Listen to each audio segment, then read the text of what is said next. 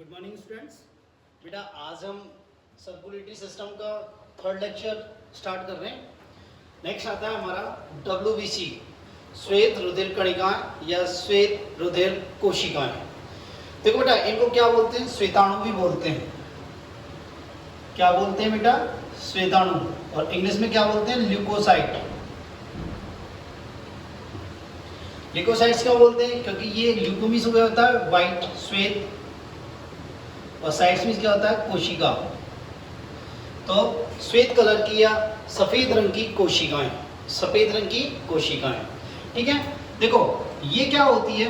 ये कोशिकाएं केंद्रयुक्त होती हैं। क्या होती है बेटा? केंद्रयुक्त। इनमें केंद्र उपस्थित होता है, इनमें केंद्र उपस्थित होता है। ठीक है, अनियमित आकार की होती हैं, इरेगुलर शेप की होती है, अनियमित आकार की होती है। इनका कोई विशेष आकार ऐसा नहीं कि स्पेसिफिक इनकी कोई स्ट्रक्चर है, आकार है। ये क्या होती है? अनियमित आकार की होती है, कोई स्पेसिफिक शेप नहीं है। ठीक है, कितनी होती है ये 6000 से 8000 पर क्यूबिक mm होती है। इनकी संख्या कितनी होती है? 6000 से 8000 पर क्यूबिक mm होती है।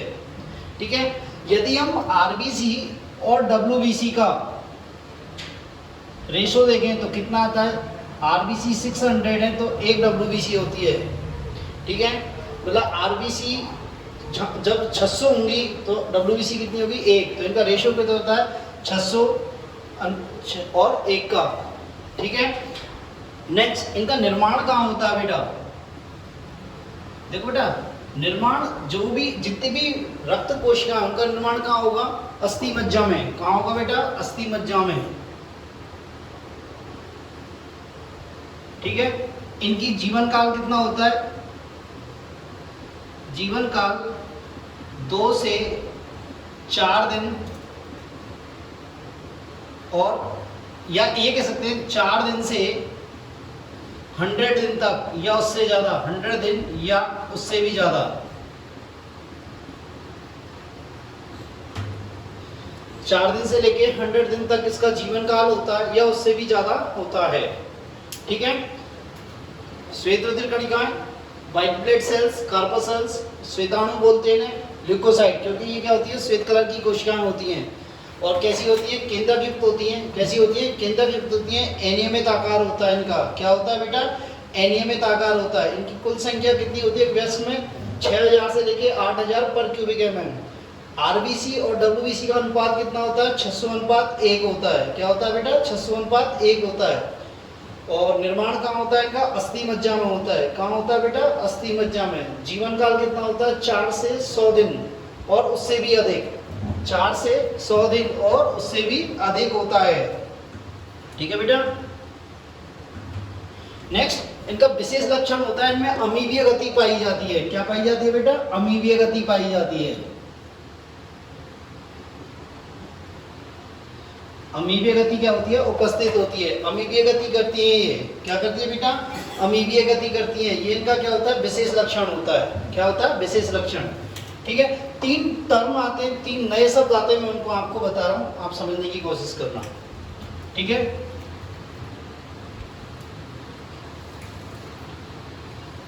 एक वर्ड आता है ल्यूकीमिया। क्या आता है बेटा? ल्यूकीमिया। ल्यूकीमिया मींस क्या होता है? Blood cancer.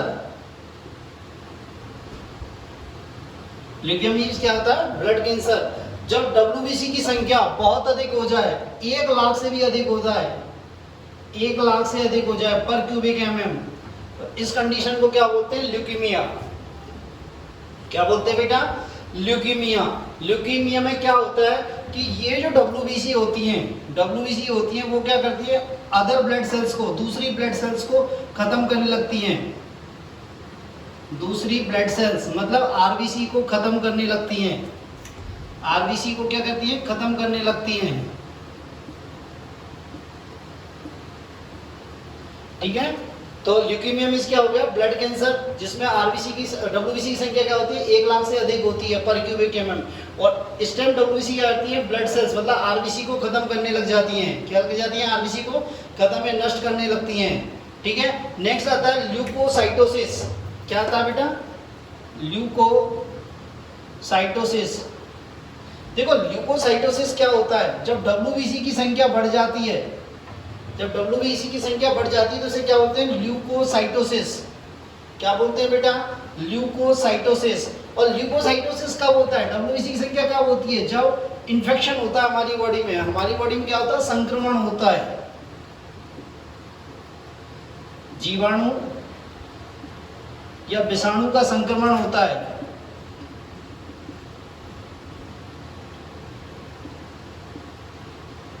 जीवाणु या विषाणु का संक्रमण होता है तो क्या हो जाती है? WBC की संख्या बढ़ जाती है। इसे क्या बोलते हैं? ल्यूकोसाइटोसिस। क्या बोलते हैं बेटा?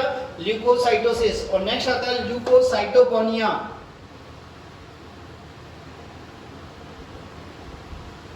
क्या बेटा? ल्यूकोसाइटोपेनिया। ल्यूकोसाइटोपेनिया कंडीशन में क्या होती है? WBC की संख्या क्या हो जाती है? घट जाती है। WBC की संख्या घट जाती है। देखो WBC की संख्या कुछ स्पेसिफिक डिजीज में घटती है, जैसे टाइफाइड में और एड्स में। क्या एड्स में क्या होती है? WBC की संख्या घट जाती है। और टाइफाइड में,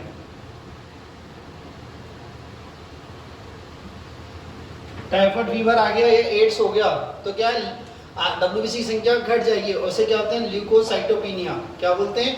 ल्यूकोसाइटोपेनिया। ठीक है, मेरी बात समझिए। ये तीन टर्म है, ल्यूकेमिया, ल्यूकोसाइटोसिस और ल्यूकोसाइटोपेनिया। ठीक है। नेक्स्ट आता है WBC के प्रकार।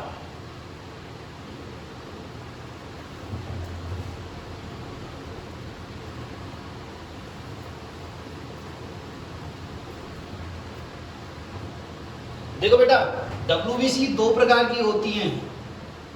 इसके कोशिका द्रव्य में उपस्थित कणिकाओं के आधार पर, इनके कोशिका द्रव्य में उपस्थित कणिकाओं के आधार पर WBC कितने प्रकार की होती है? दो प्रकार की। एक WBC वे होती है जिनके कोशिका द्रव्य में छोटी छोटी कणिकाएं पाई जाती हैं। क्या पाई जाती हैं? छोटी छोटी कणिकाएं, कोशिका द्रव्य कणिकाएं पाई जाती हैं। उन्हें क्या बोलते हैं? कणिका में WBC। क्या बोलते हैं? कणिका में WBC। इंग्लिश में क्या बोलते हैं? ग्रेनुलोसाइट्स। क्या बोलते हैं? ग्रेनुलोसाइट्स। एक होती है एकणिका में WBC।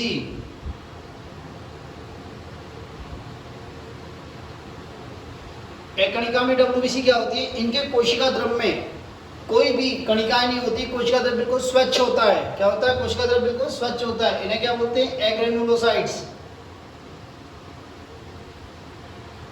क्या कहते हैं बेटा? एग्रेनुलोसाइट्स। ठीक है। ये कणिका में WBC, क्या ये कणिका में WBC तीन प्रकार की होती हैं अभिरंजन के आधार पर। अभिरंजन के आधार पर ये तीन प्रकार की होती हैं। कौन कौन सी? न्यूट्रोफिल्स, इओसिनोफिल्स,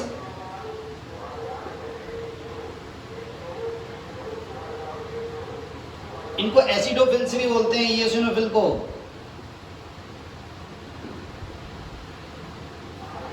और नेक्स्ट होती है बेसोफिल्स।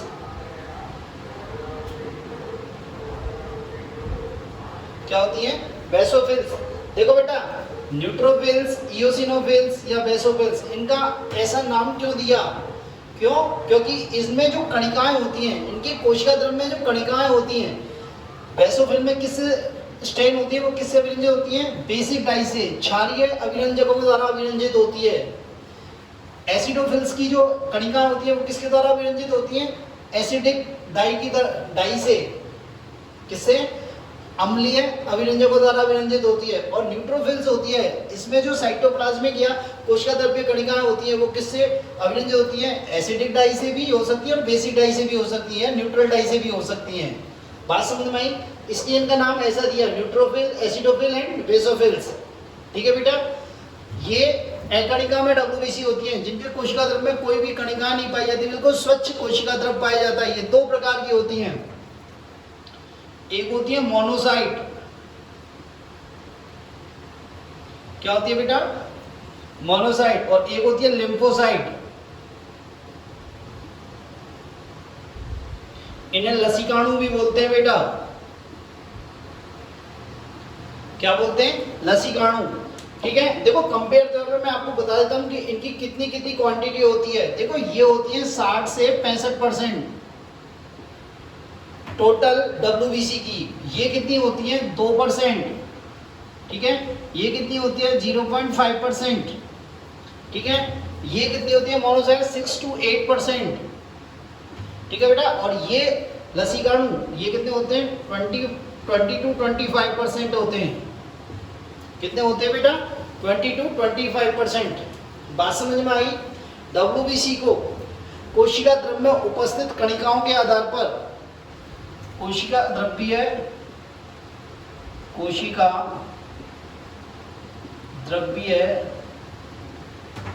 कणिकाओं के आधार पर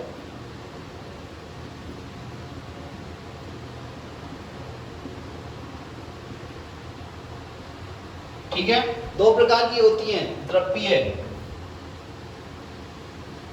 ठीक है, बात मेरी समझ में आ गई। अब देखो यहीं देख लो आप, मैं यहीं बता रहा हूं, ये कणिका में WBC होती हैं। इनमें जो केंद्रक होता है वो क्या होता है पालियों में बटा होता है। केंद्रक किस में बटा होता है पालियों में। केंद्रक किस में डिवाइड होता है पालियों में। किसमें डिवाइड होता है पालियों में। मतलब केंद्रक जो होता है दो से लेके 5 तक पालियों में डिवाइड होता है। क्या होता है 2 से लेके 5 तक पालियों में डिवाइड होता है, इसलिए इसे कहते हैं बहुपालीय केंद्रक भी कहते हैं। क्या बोलते हैं बहुपालीय केंद्रक भी बोलते हैं।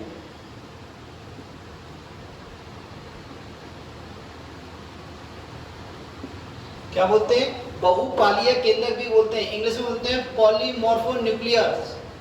क्या बोलते हैं बेटा पॉलीमॉर्फोन्यूक्लियर। ठीक है,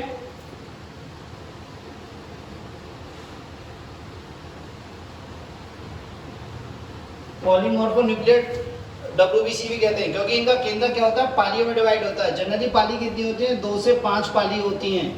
ठीक है, और ये पाली जो होती हैं ये आपस में किसके द्वारा जुड़ी रहती हैं, ये कोशिका द्रव्य तंतुओं के द्वारा जुड़ी रहती हैं। किसके द्वारा जुड़ी रहती हैं कोशिका द्रव्य तंतुओं के द्वारा। तो पाली यहाँ किसके द्वारा जुड़ी रहती हैं कोशिका द्रव्य तंतुओं के द्वारा जुड़ी रहती हैं।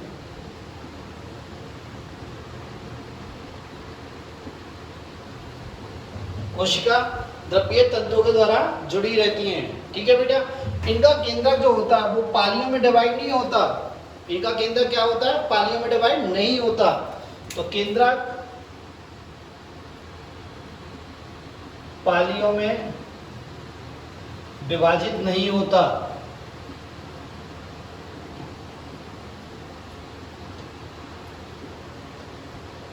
ठीक है, जब केंद्र पालियों में विभाजित नहीं होता तो इसे क्या बोलते हैं एक केंद्रीय कोशिका WBC। क्या बोलते हैं एक केंद्रीय WBC। इन्हें क्या बोलते हैं एक केंद्रीय WBC। ठीक है, मोनोन्यूक्लियर WBC। इंग्लिश में क्या बोलते हैं मोनो न्यूक्लियर WBC। ठीक है बेटा, क्या बोलते हैं मोनोन्यूक्लियर WBC कहते हैं इन्हें। ठीक है, यहाँ पे ये लिख सकते हैं कि इनके कोशिका द्रव्य में कणिकाएं प्रेजेंट होती हैं और इसमें कणिकाएं अनुपस्थित होती हैं,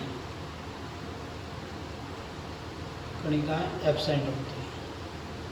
तो ये हो गया आपका WBC के टाइप, कणिका में WBC और अकणिका में WBC। इनके कोशिका द्रव्य में कणिकाएं उपस्थित उधर अनुपस्थित। ठीक है, इनका केंद्र क्या होता है पालियों में विभक्त होता है।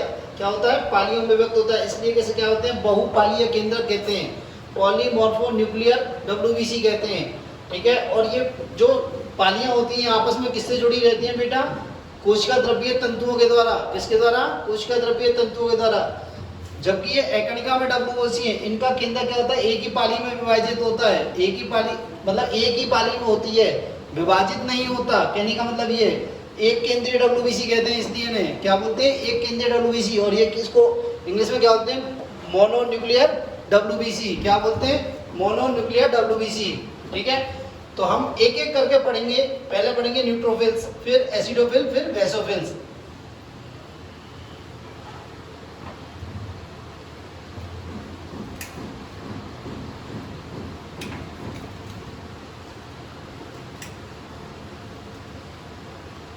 तो फर्स्ट आता है हमारा कणिका में डब्ल्यूबीसी का फर्स्ट न्यूट्रोफिल्स।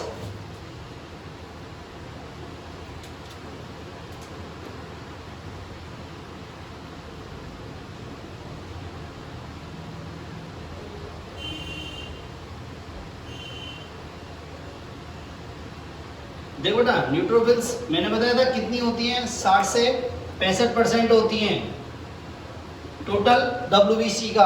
इसको ऐसे बोलते हैं टोटल ल्यूकोसाइट काउंट का, टीएलसी। ठीक है, टोटल ल्यूकोसाइट काउंट का टीएलसी ऐसे कहते हैं, 60 to 65% ऑफ टोटल टीएलसी। ठीक है, नेक्स्ट इनका जो केंद्रक होता है बेटा, इनका केंद्रक क्या होता है, 2 से 5 पिंडों में डिवाइड होता है। केंद्रक क्या होता है, 2 से 5 पिंडों में डिवाइड होता है, 2 से 5 पिंडों में विभाजित होता है। ठीक है, नेक्स्ट इनको न्यूट्रोफिल्स क्यों कहते हैं? इनको न्यूट्रोफिल्स इसलिए कहते हैं कि इनमें जो कणिकाएं होती हैं, कोशिका द्रव्य कणिकाएं होती हैं, वो या तो अम्लीय अभिरंजकों द्वारा अभिरंजित होती हैं या क्षारीय अभिरंजकों द्वारा अभिरंजित होती हैं। दोनों के द्वारा अभिरंजित होती हैं, एक तरह से न्यूट्रल डाई से अभिरंजित होती हैं, इसलिए इन्हें क्या बोलते हैं, न्यूट्रोफिल्स। क्या बोलते हैं, न्यूट्रोफिल्स। तो ये जो कोशिका द्रव्य है,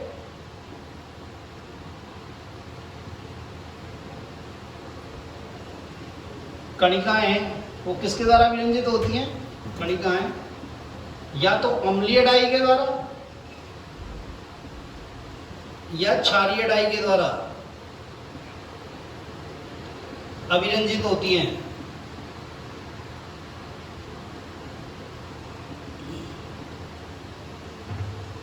ठीक है, ये किसके द्वारा अभिरंजित होती है बेटा? अम्लीय डाई एवं क्षारीय डाई। ठीक है, दोनों प्रकार से, दोनों डाइयों से अभिरंजित हो सकती है, इसलिए इन्हें क्या होते हैं, न्यूट्रोफिल्स कहते हैं। क्या कहते हैं? न्यूट्रोफिल्स। देखो इनकी स्ट्रक्चर कैसी होती है, इस प्रकार की स्ट्रक्चर होती है इनकी। एक्चुअली ये रेगुलर शेप नहीं है, इसको इरेगुलर शेप बनाए तो ज्यादा बेटर है।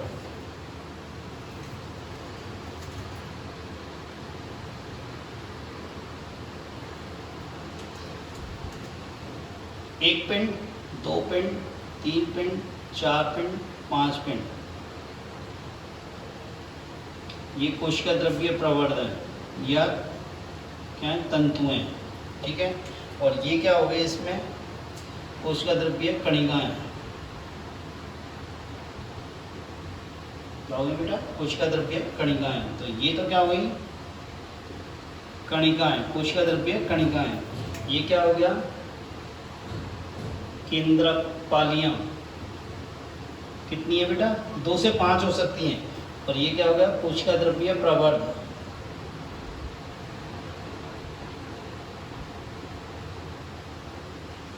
क्या हो गया बेटा? कोशिका द्रव्य प्रवर्ध। ठीक है, इनका कार्य क्या होता है? इनका कार्य होता है बेटा, भक्षाणु होती है। ये क्या होती है? भक्षाणु होती हैं। और ये क्या करती हैं, जो शरीर में रोग कारक प्रवेश करता है, बैक्टीरिया, वायरस, उसका क्या कर लेती हैं, भक्षण कर लेती हैं।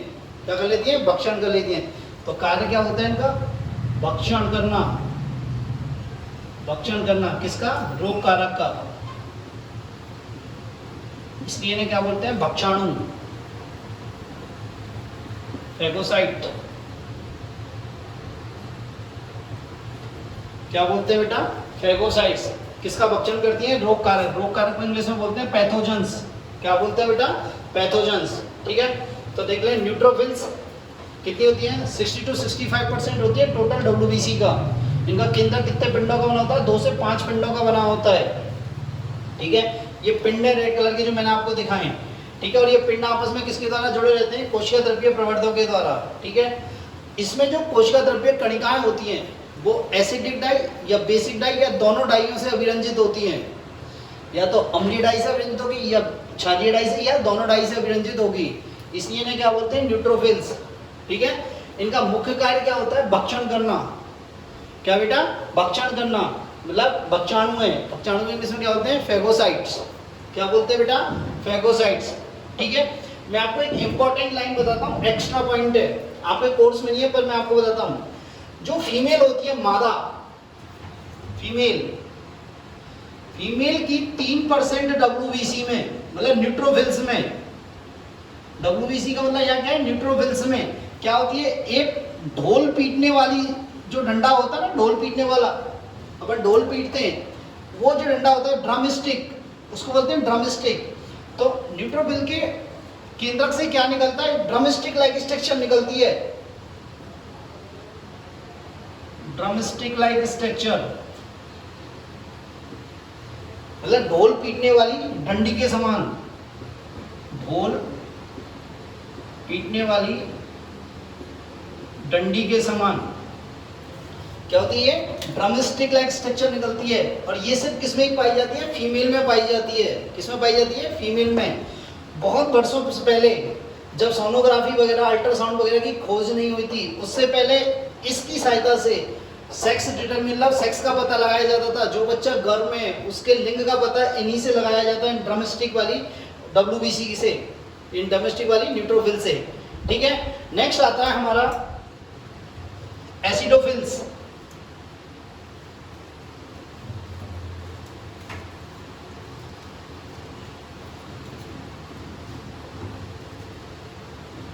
एसिडोफिल्स या इओसिनोफिल्स।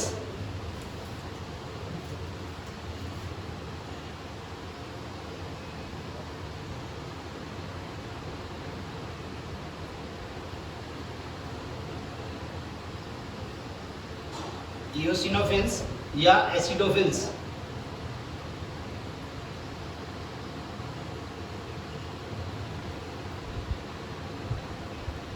ठीक है बेटा, इओसिनोफिल्स या एसिडोफिल्स। ठीक है, ये कितनी परसेंट होती है बेटा, ये टोटल डब्ल्यूबीसी की 2% होती हैं।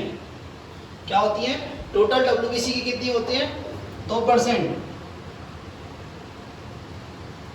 ठीक है, नेक्स्ट देखो, ये जो होती है, ये इओसिनोफिल्स, एसिडोफिल्स, इसकी जो कोशिका द्रव्य में कणिकाएं होती हैं, वो किसके द्वारा अभिरंजित होती हैं, अम्लीय अभिरंजकों द्वारा अभिरंजित होती हैं। जो कोशिका द्रव्य है,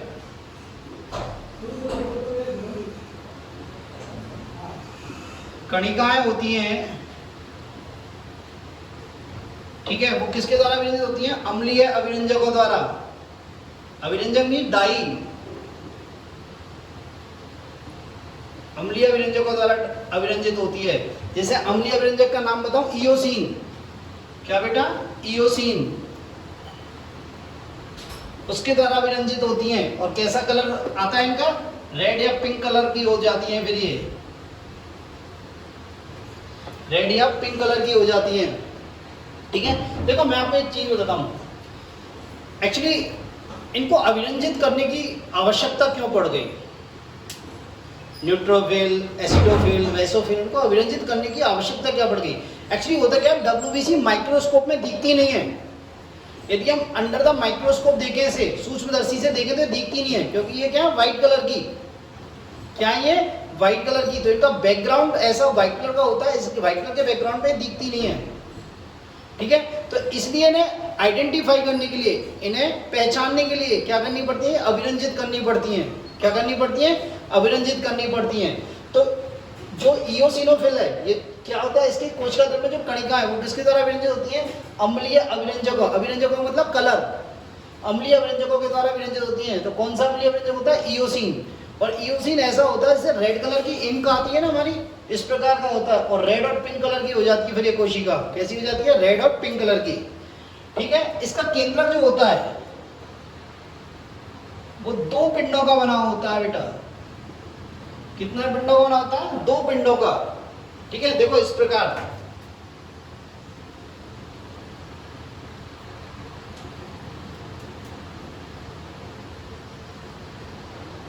इस प्रकार 2 पिंडों का बना हुआ है। ठीक है,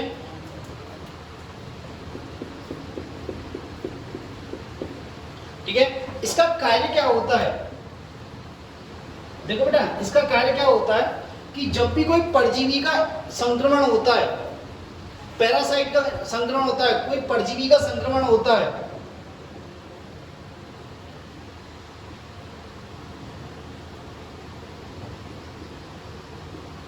परजीवी के संक्रमण के समय और एलर्जिक रिएक्शन के समय, एलर्जिक अभिक्रियाओं के समय या एलर्जिक क्रियाओं के समय इनकी संख्या क्या हो जाती है? बढ़ जाती है। क्या बढ़ जाती है? इनकी संख्या बढ़ जाती है। और ये क्या करती है? इसके द्वारा मतलब परजीवी से और एलर्जिक रिएक्शन से हमें क्या करती है? प्रोटेक्शन प्रदान करती हैं। क्या प्रदान करती हैं? प्रोटेक्शन, सुरक्षा प्रदान करती हैं। और इनका जो करेक्टर होता है ना, वो क्या होता है? एंटी हिस्टामिनिक करेक्टर की होती है ये। इनकी जो नेचर होती है, प्रकृति होती है, वो कैसी होती है? Anti histaminic. देखो एंटी हिस्टामिनिक का मतलब क्या है? इनकी जो प्रकृति होती है वो कैसी होती है? Anti histaminic. देखो एंटी हिस्टामिनिक प्रॉपर्टी क्या होती है? देखो हिस्टामिन क्या होता है? एक पदार्थ होता है जो किससे स्रावित होता है? बेसोफिल से। और ये क्या करता है? एलर्जी करता है, इन्फेक्शन करता है हमारी बॉडी में। क्या करता है? एलर्जी करता है, इन्फेक्शन करता है। तो क्या करता है? उस एलर्जी को रोकने के लिए, उस एलर्जी को रोकने के लिए क्या होती है? ये जिम्मेदार होती है। ठीक है, तो एलर्जिक रिएक्शन में इसकी संख्या बढ़ जाती है। बात मेरी समझ में आई है नहीं आई? ठीक है, इओसिनोफिल 2% होती है। कोशिका द्रव्य कणिका अम्लीय अभिरंजकों द्वारा विरंजित होती है, जैसे इओसिन। क्या बेटा? इओसिन। ठीक है, केंद्र 2 पिंडों का बना होता है। कार्य क्या होता है इसका? परजीवी संक्रमण और एलर्जिक रिएक्शन के समय इसकी संख्या क्या हो जाती है? बढ़ जाती है। ठीक है, और इसकी प्रॉपर्टी कैसी होती है? प्रकृति कैसी होती है? एंटी हिस्टामिनिक नेचर की होती है। ये क्या होती है बेटा? एंटी हिस्टामिनिक नेचर की होती है। ठीक है, नेक्स्ट आता है आपका बेसोफिल्स।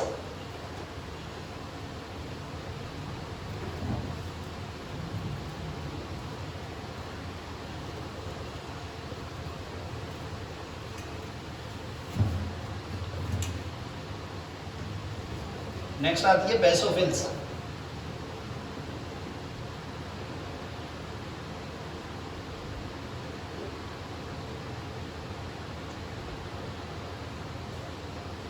देखो ना, इसकी परसेंटेज कितनी होती है? जो 0.5% ऑफ टीएलसी, टोटल डब्ल्यूबीसी का कितना होती है? ये 0.5%।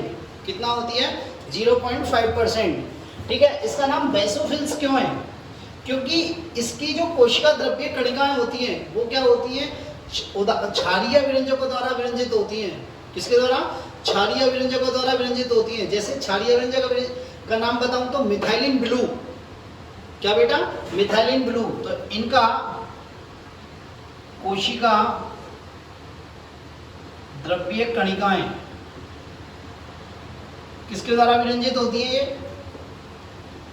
क्षारीय अभिरंजकों द्वारा। और क्षारीय अभिरंजक का क्या नाम है? Methylene blue.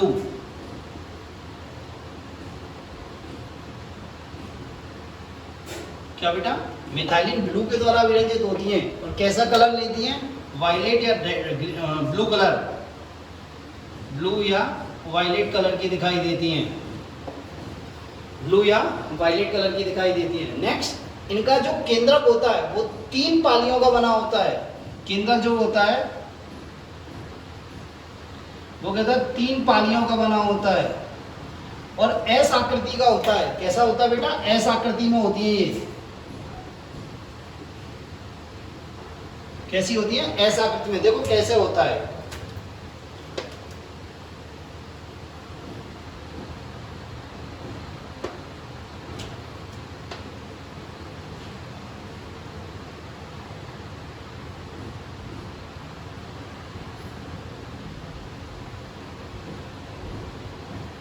इस प्रकार का केंद्रक होता है इनका। एस आकृति में होता है, 3 पिंडों का बना होता है। ठीक है, इनका कार्य क्या होता है बेटा? ये क्या करती हैं? हिस्टामिन, क्या बेटा? हिस्टामिन, हेपेरिन और सेरोटोनिन स्रावित करती हैं। क्या स्रावित करती हैं ये? कार्य क्या होता है इनका? हिस्टामिन,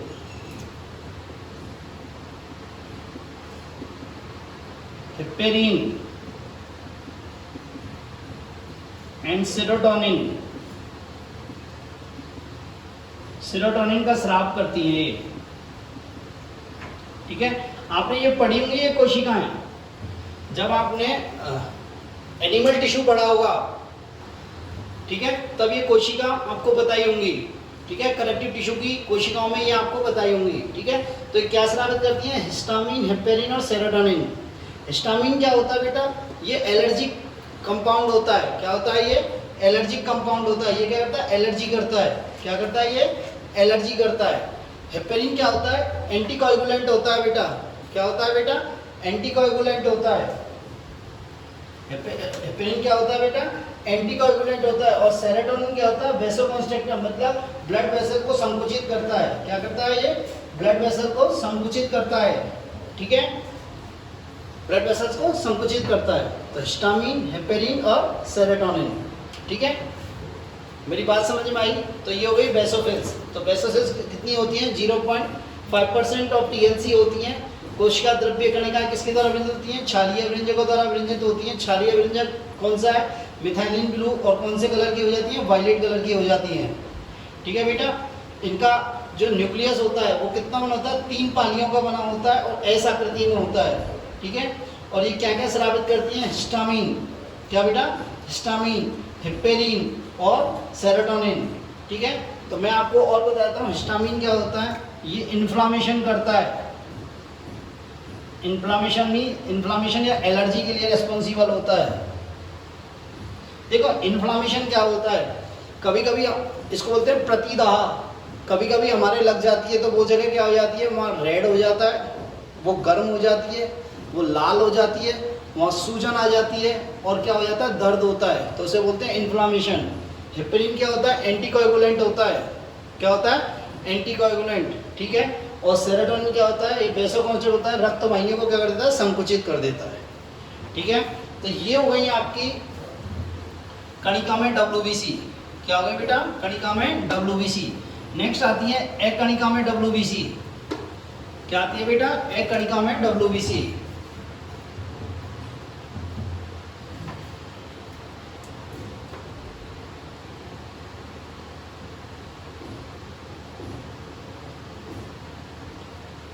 एकणिका में WBC मतलब एग्रेनुलोसाइट्स।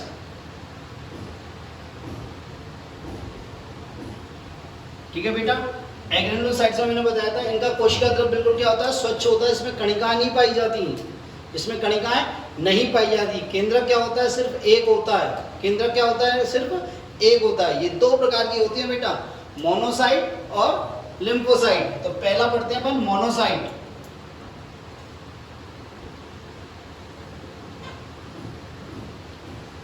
देखो बेटा, मोनोसाइट्स होती है वो कितनी होती हैं? 6 to 8% होती हैं और आकार में सबसे बड़ी होती हैं। सबसे बड़ी WBC होती हैं। क्या होती है? ये 6 to 8% होती है और क्या होती है? सबसे बड़ी WBC होती है। क्या होती है? ये सबसे बड़ी WBC होती है। ये इसका साइज कितना होता है? 12 से 20 माइक्रोन होता है। क्या होता है बेटा?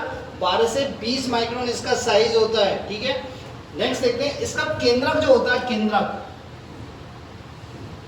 वो क्या होता है? सेम का बीज जो होता है, सेम का बीज उसकी आकृति का होता है, या फिर हम कह सकते हैं राजमा की आकृति का होता है।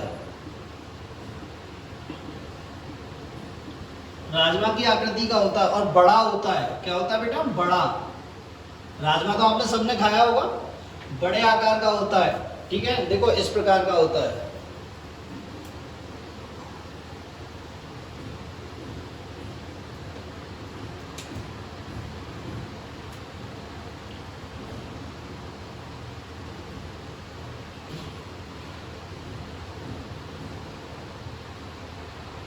क्या होता है? इस प्रकार का इसका केंद्रक होता है। कैसा?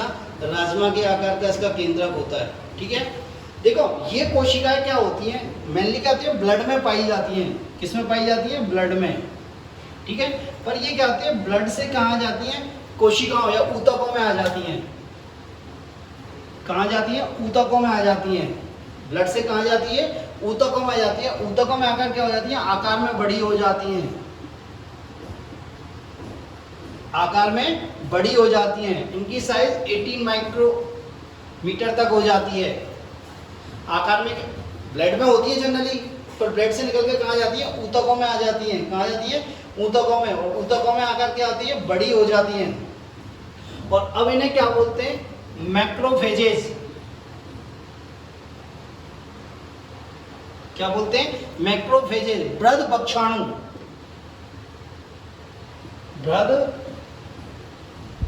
इन्हें क्या बोलते हैं बेटा अपन, बृहद भक्षाणु बोलते हैं। ठीक है, मैक्रोफेजेस।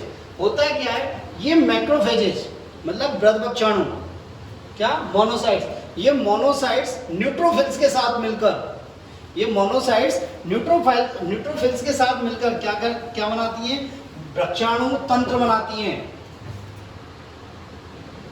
मोनोसाइट्स एंड न्यूट्रोफिल्स, तो देखो इनको क्या बोलते हैं, मैक्रोफेजेस। ये आपस में मिलकर क्या बनाती हैं, एक क्या बनाती हैं, भक्षाणु तंत्र बनाती हैं। क्या बनाती हैं, भक्षाणु तंत्र, जिसे क्या बोलते हैं, फेगोसाइटिक सिस्टम।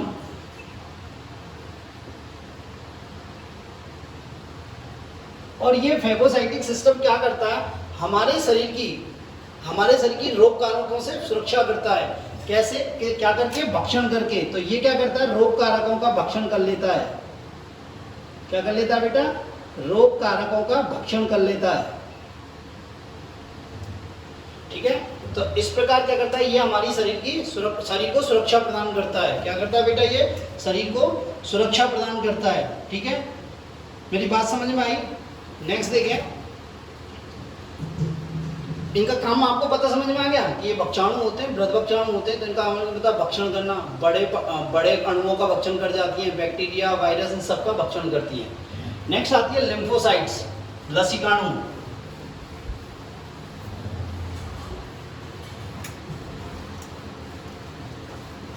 क्या आती है बेटा, लसिकाणु।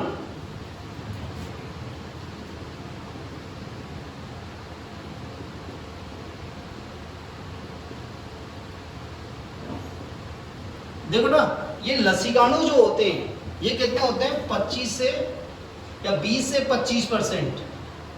और सबसे छोटी WBC होती है ये। इनका आकार कितना होता है, 6√12 माइक्रोन इन साइज होती है ये।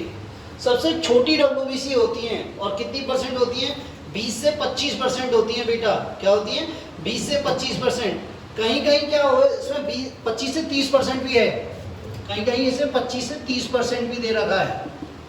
ठीक है, नेक्स्ट देखें, इसका केंद्रक जो होता है वो बड़ा होता है और क्या होता है, अंडाकार होता है, ओवल शेप का होता है। बड़ा होता है और अंडाकार होता है। और इनमें कोशिका द्रव्य बहुत कम पाया जाता है। केंद्रक कैसा होता है, बड़ा एंड अंडाकार, ओवल शेप। बड़ा होता है, अंडाकार होता है। और कोशिका द्रव्य बहुत कम पाया जाता है, पतली सी झिल्ली के रूप में पाया जाता है। बहुत कम पतली झिल्ली के रूप में।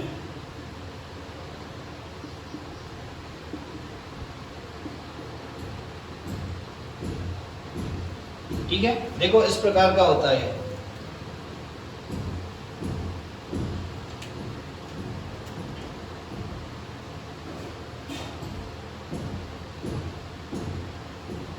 तो ये तो जो रेड कलर का है, ये तो क्या है, इसका केंद्रक है, न्यूक्लियस है। और जो ये ब्लू कलर का है, रेड और ब्लू कलर के बीच में है, ये क्या है, इसका कोशिका द्रव्य है। ये क्या होता है, बहुत कम मात्रा में पाया जाता है, पतली सी झिल्ली के रूप में पाया जाता है बेटा। क्या होता है, पतली सी झिल्ली के रूप में पाया जाता है। ठीक है, इसका जीवन काल कितना होता है, इसका जीवन काल होता है 2 दिन से लेकर 100 दिन तक। जीवन काल क्या होता है, 2 to 100 डेज, और उससे भी अधिक होता है। और उससे भी अधिक होता है। तो जीवन काल क्या होता है, 2 से 100 दिन, और उससे भी अधिक हो सकता है। क्या हो सकता है, और इससे अधिक हो सकता है। ठीक है, मेनली क्या है, लसिकाणु में क्या होता है, रुधिर के अलावा, क्या, रुधिर के अलावा, ब्लड के अलावा, ये क्या होते हैं, ऊतकों में और लिम्फ ऑर्गन में पाए जाते हैं। ऊतकों में पाए जाते हैं और लिम्फ ऑर्गन में पाए जाते हैं। लसिकाणुओं को परिवर्तन और परिपक्वन के आधार पर हम 2 भागों में बांटते हैं। लसिकाणु परिपक्वन और परिवर्धन के आधार पर कितने प्रकार के होते हैं? 2 प्रकार के। तो देखें कौन कौन से होते हैं। परिवर्धन और परिपक्वन के आधार पर 2 प्रकार के होते हैं। एक होते हैं बी लिम्फोसाइट और एक होते हैं टी लिम्फोसाइट। बी लसिकाणु और एक होते हैं टी लसिकाणु। देखो ये बी लसिकाणु होता है, इनका परिवर्धन कहाँ होता है? परिवर्धन होता है अस्थि मज्जा में। कहाँ होता है? अस्थि मज्जा में। और इसका भी कहाँ होता है? अस्थि मज्जा में। परिवर्धन क्या होता है? अस्थि मज्जा में। इनका परिपक्वन कहाँ होता है बेटा? इनका परिपक्वन कहाँ होता है? अस्थि मज्जा में ही होता है। पर इनका परिपक्वन कहाँ होता है? थाइमस ग्रंथि में। किसमें? थाइमस ग्रंथि में। इसलिए इन्हें क्या बोलते हैं? टी लिम्फोसाइट या टी लसिकाणु। तो कहाँ होता है? थाइमस ग्रंथि में। बात समझ में आई? इसका कार्य क्या होता है? इसका कार्य होता है एंटीबॉडीज का निर्माण करना। किसका निर्माण करना बेटा? एंटीबॉडीज का निर्माण करना।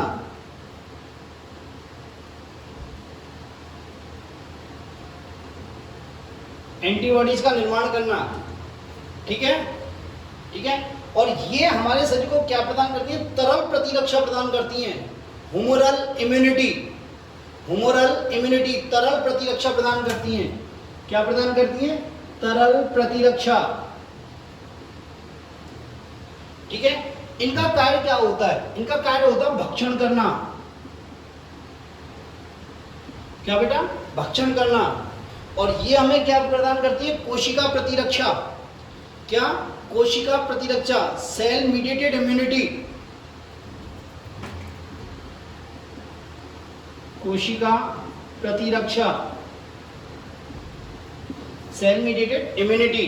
ठीक है। एक एक्स्ट्रा पॉइंट बताता हूं कि टी लिम्फोसाइट क्या होती है? ये 4 प्रकार की होती हैं। देखो बेटा, एक होती है टी किलर। क्या होती है? आपके कोर्स में है, लास्ट यूनिट में जब आप पढ़ोगे उसमें है। आप इम्यूनिटी पढ़ोगे, प्रतिरक्षा तंत्र पढ़ोगे तो उसमें है टी किलर सेल्स। ये टी किलर सेल्स क्या होती है? रोग कारक को डायरेक्ट भक्षण करती है। रोग कारक का भक्षण करती है। ठीक है। एक होती है टी हेल्पर। क्या होती है बेटा? T helper. ये टी हेल्पर क्या करती है? ये बी लिम्फोसाइट को प्रेरित करती है एंटीबॉडीज बनाने के लिए। ये क्या करती है? बी लिम्फोसाइट को एंटीबॉडीज बनाने के लिए प्रेरित करती है।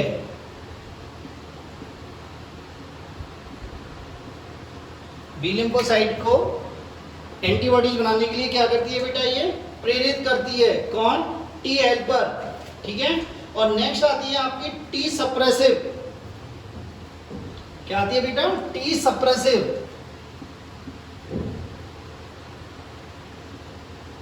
टी सप्रेसिव क्या करती है? टी किलर को संदमित करती है।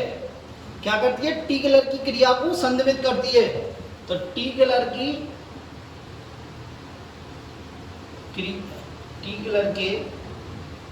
के कार्य को संदमित करती है। मैंने आपको किडनी ट्रांसप्लांटेशन जब पढ़ाया था तो मैंने क्या बोला था कि हम क्या करते हैं, जब किडनी ट्रांसप्लांट करते हैं तो हम क्या करते हैं? इम्यूनो सप्रेसेंट देते हैं, जो प्रतिरक्षा तंत्र को क्या कर दे? संदमित कर दे।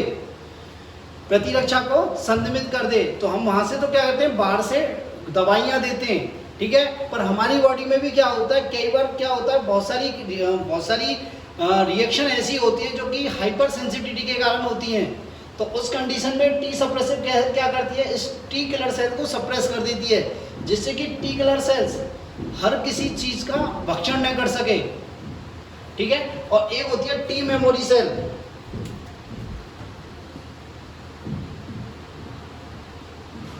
देखो बेटा, टी मेमोरी सेल्स, ये टी मेमोरी सेल जो भी प्रतिक्रिया होती है हमारे शरीर में, बैक्टीरिया या कोई भी रोग कारक घुसता है तो तो वो रोग कारक को मारने की जितनी भी क्रिया होती है उसको ये याद रखती हैं, उसको ये याद रखती हैं, जिससे कि क्या दोबारा यदि कोई वही रोगाणु दोबारा घुसे तो उसे जल्दी से मारा जा सके। ठीक है, तो ये टी मेमोरी सेल किसका आधार होती है? एक तरह से टी मेमोरी सेल वैक्सीन टीका का आधार होती है। किसका आधार होती है? टीका का आधार होती है। बात समझ में आई? तो ये हो गई आपकी लसीकाणु। क्या हो गए? लसीकाणु। नेक्स्ट लास्ट रक्त कोशिका आती है आपकी प्लेटलेट्स, बिम्बाणु। क्या आते हैं बेटा? बिम्बाणु, प्लेटलेट्स।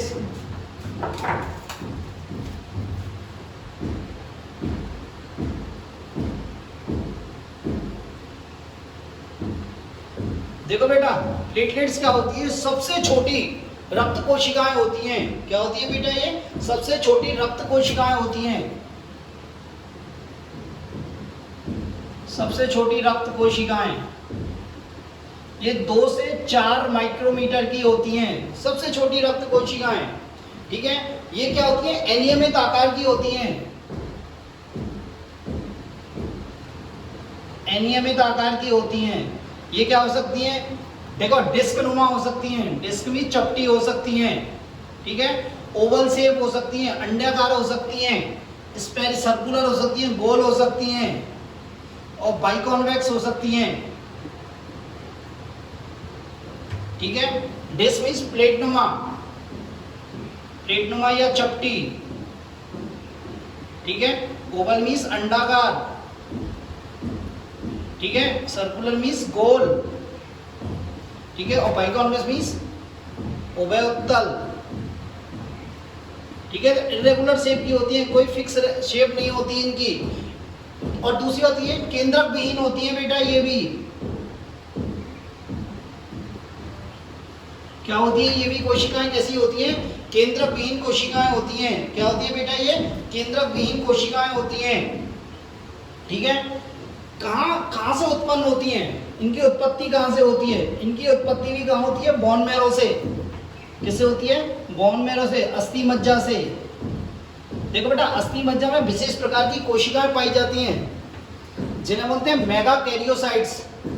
क्या बोलते हैं? Mega karyocytes. और ये मेगा कैरियोसाइट्स के टूटने से, मेगा कैरियोसाइट्स क्या होते हैं? छोटे छोटे भागों में टूटती है तो किसका निर्माण होता है? प्लेटलेट्स का निर्माण होता है। किसका निर्माण होता है बेटा? प्लेटलेट्स का निर्माण होता है। ठीक है, और इनका जीवन काल कितना होता है? लाइफ स्पेन, जीवन काल 2 से 5 दिन। और संख्या क्या होती है इनकी? 1.5 लाख से 3.5 लाख पर क्यूबिक mm। 1.5 लाख से 3.5 लाख पर क्यूबिक mm। डेंगू के इन्फेक्शन में इनकी संख्या कम हो जाती है बेटा। हमारे यहाँ बहुत डेंगू हुआ इंडिया में, तो डेंगू में क्या होगी? इनकी संख्या कम हो जाती है, प्लेटलेट्स की संख्या कम हो जाती है। तो इनका कार्य क्या होता है? इनका कार्य देखो, इनका कार्य क्या होता है? मैम, रक्त का थक्का बनाना। क्या? रक्त का थक्का बनाना। इसलिए इन्हें क्या बोलते हैं? थ्रोम्बोसाइट्स भी बोलते हैं। क्या बोलते हैं बेटा? थ्रोम्बोसाइट्स भी बोलते हैं। दूसरा बात क्या होता है? ये सेरोटोनिन स्रावित करती हैं।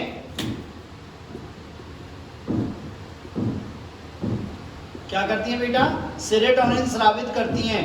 और नेक्स्ट क्या करती है? ये जो रक्त वाहिनी होती है या संवहनीय तंत्र होती है, उसकी एंडोथीलियम की रिपेयरिंग करती हैं। तो संवहन तंत्र या ब्लड वेसल्स, रक्त वाहिनी की एंडोथीलियम की क्या करती है? ये एंडोथीलियम की क्या करती है? रिपेयरिंग करती हैं। उनकी क्या करती है? मरम्मत करती हैं। एंडोथीलियम में जो सबसे आंतरिक स्तर होता है उसे बोलते हैं एंडोथीलियम। ठीक है, तो प्लेटलेट सबसे छोटी रक्त कोशिका होती हैं, 2 से 4 माइक्रोमीटर की होती हैं। ठीक है, क्या होती है? 2 से 4 माइक्रोमीटर की है। इरेगुलर शेप होती है, मतलब अनियमित आकार की होती है। डिस्क नुमा हो सकती है, अंडाकार हो सकती है, गोल हो सकती है, उभयतल हो सकती है, केंद्रक विहीन होती है। कैसी होती है बेटा? केंद्रक विहीन। और ये कहाँ उत्पत्ति कहाँ से होती है इनकी? अस्थि मज्जा से। कहाँ से होती है? अस्थि मज्जा से। अस्थि मज्जा में क्या होती है, मेगा कैरियोसाइट्स होती हैं। क्या होती है, मेगा कैरियोसाइट्स। और मेगा कैरियोसाइट्स के टूटने से इनकी उत्पत्ति होती है। जीवन काल क्या होता है, 2 से 5 दिन होता है। और इनकी संख्या कितनी होती है, 1.5 से 3.5 लाख पर क्यूबिक mm।